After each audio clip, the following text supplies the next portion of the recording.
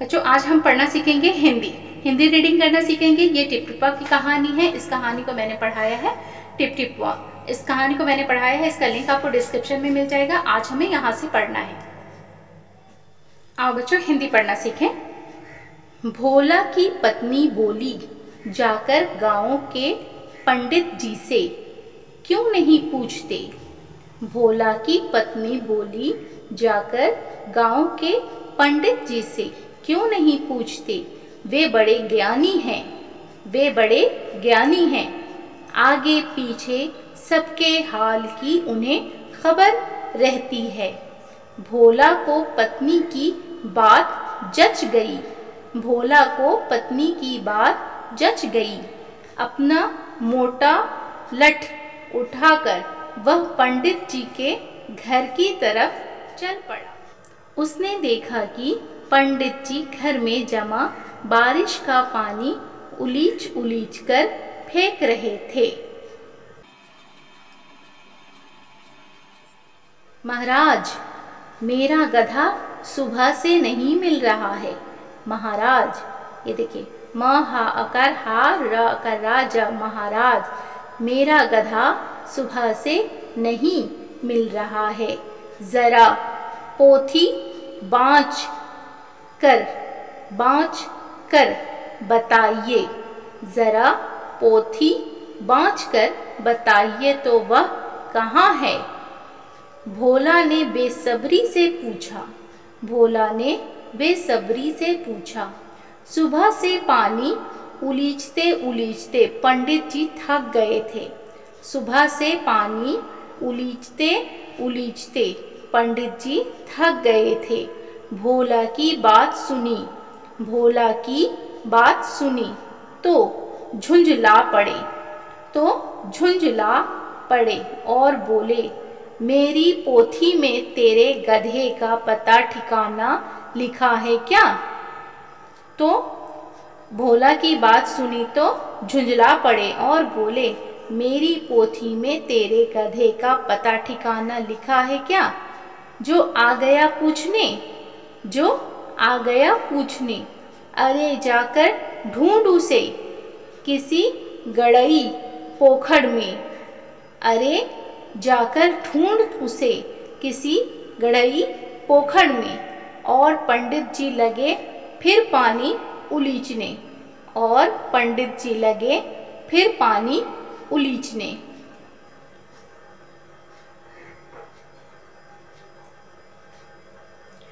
भोला वहां से चल दिया, भोला वहां से चल दिया।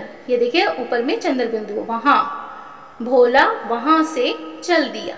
चलते चलते वह एक तालाब के पास पहुंचा। चलते चलते वह एक तालाब के पास पहुंचा। तालाब के किनारे ऊंची ऊंची घास उग रही थी।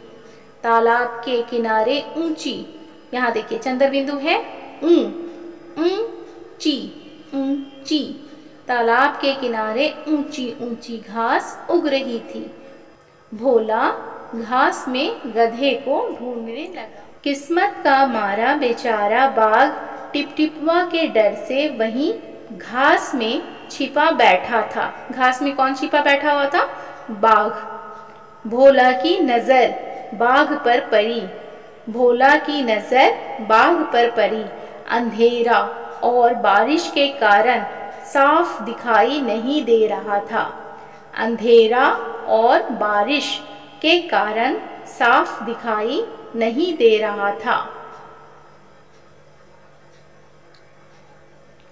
भोला को लगा कि बाघ ही उसका गधा है। भोला को लगा कि बाघ ही उसका गधा है।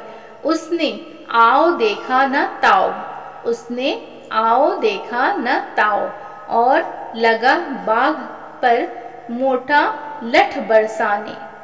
उसने आओ देखा न ताओ और लगा बाघ पर मोटा लठ बरसाने। भोला को लगा कि बाघ ही उसका गधा है।